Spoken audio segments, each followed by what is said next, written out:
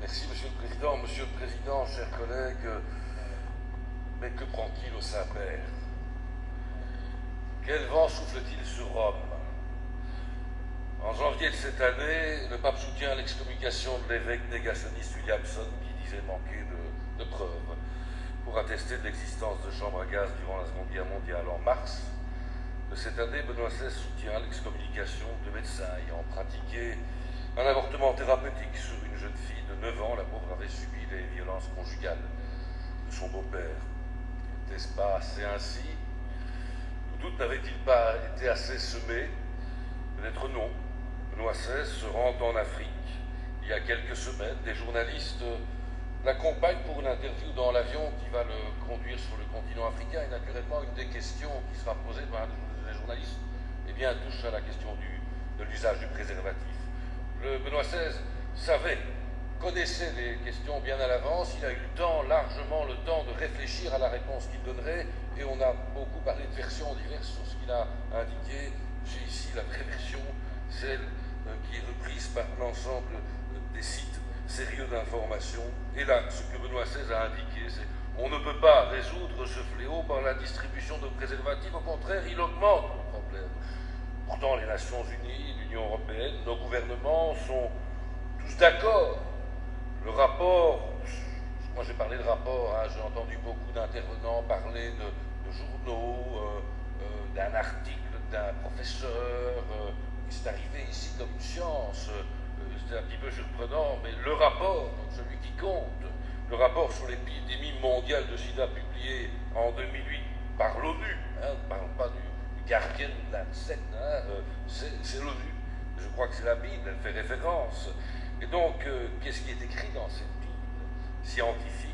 C'est qu'il est essentiel de promouvoir une utilisation correcte et régulière des préservatifs masculins et féminins pour lutter contre l'épidémie.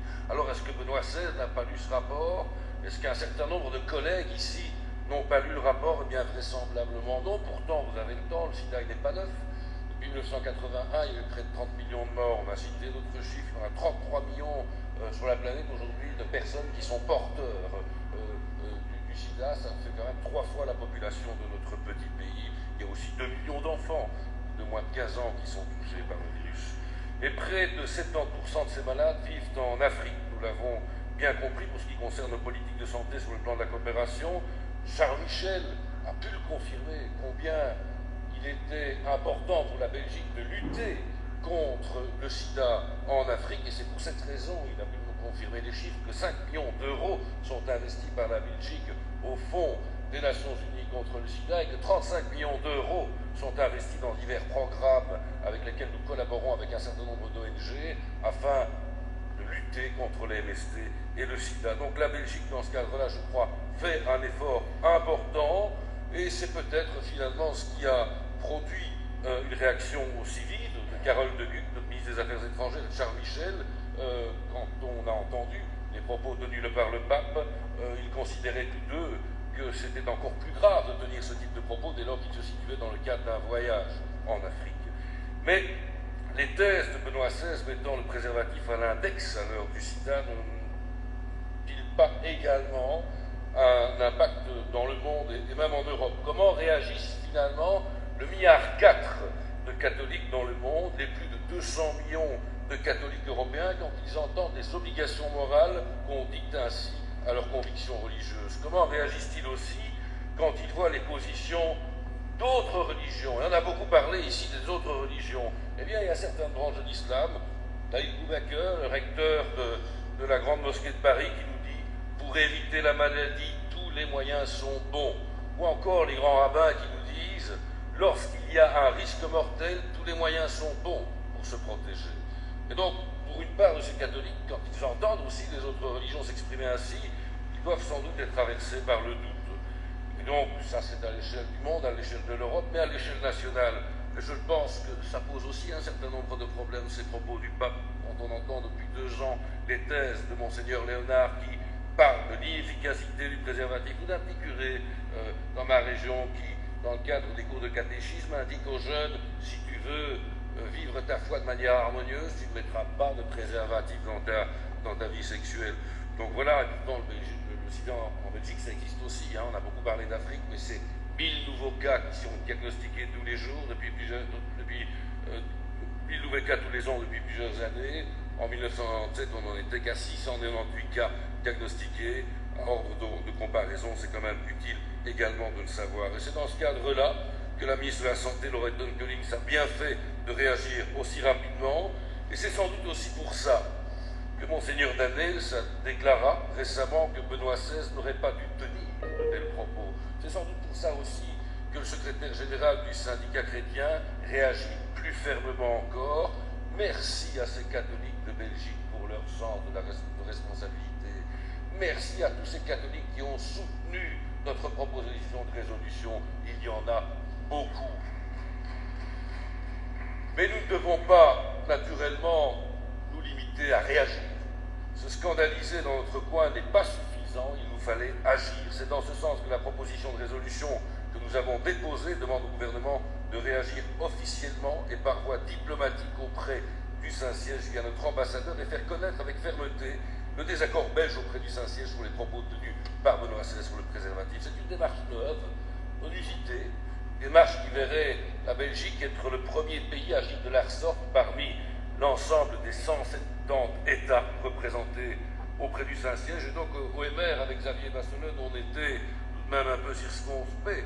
Quel accueil serait-il réservé à notre proposition dans notre pays, très lié encore sous Baudouin au Vatican? Alors, d'abord, les déclarations du ministre des Affaires étrangères nous ont confortés, ensuite celles du Premier ministre. Le gouvernement entendait respecter l'initiative parlementaire en cours et respecter les demandes au gouvernement produites par le Parlement dans le cadre de cette proposition de résolution. Conforté aussi par les nombreux co-signataires à notre proposition de résolution, le PS, l'Open VLD, l'SPA, Écolo, Groen et la liste de Decker. Merci aussi dans ce sens au PS d'avoir réagi aussi vite. Entre le PS et le MR, il y a beaucoup de différences. Mais sans doute que sur un certain nombre de dossiers tels que ceux-là, notre approche de l'humanisme est finalement assez proche. Donc merci d'avoir réagi aussi rapidement par rapport à ça. Mais il fallait réagir vite.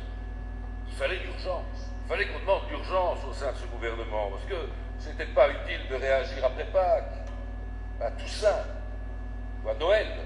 Il fallait réagir tout de suite, dans la foulée des propos papaux. Et donc, merci à l'ensemble des partis qui ont soutenu l'urgence, l'ensemble des partis de signatures naturellement. Merci aussi au CDD et au CDH, malgré la distance qu'ils ont gardée par rapport au texte, de s'être ainsi rapprochés de notre texte. S'ils ne l'avaient pas fait, sans doute aurait-il été bien seul. Et donc, dans un problème de santé publique tel que celui-là, l'action politique est fondamentale. Certains ont parlé de la séparation entre l'Église et l'État. Et c'est évidemment un principe fondamental qu'il faut respecter. Et si l'Église respectait ce principe de séparation et ne s'érigeait pas en grand conseiller des politiques de santé publique, il n'y aurait aucun problème. Nous respectons Benoît XVI au titre de chef de l'Église catholique, nous le respectons au titre de chef d'État, mais nous voulons rappeler qu'il n'est ni scientifique ni docteur, et que dans ce cadre-là, il devrait rester dans ce qui concerne la sphère spirituelle. Nous tenons à rappeler également que la promotion du préservatif est un élément fondamental, rappelé par les Nations Unies comme moyen pour lutter contre le sida. Et donc nous avons voulu, avec Xavier, cette proposition pour hier, par rapport aux déclarations inacceptables parce qu'irresponsables de Benoît XVI, pour aujourd'hui, par rapport à ce qui sera la réaction diplomatique de notre pays, qui, j'en suis certain, fera bon nombre de disciples en Europe et dans le monde. Mais nous avons voulu aussi cette proposition pour l'avenir. Le gouvernement devra, tel que c'est prévu dans le point 2 des demandes, réagir fermement auprès de tout État ou organisation qui à l'avenir remettrait en cause l'utilité de l'usage du préservatif comme un moyen lutter contre le sida.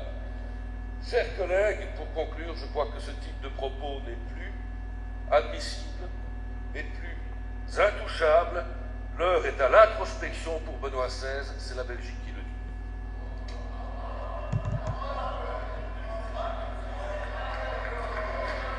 Good colleague.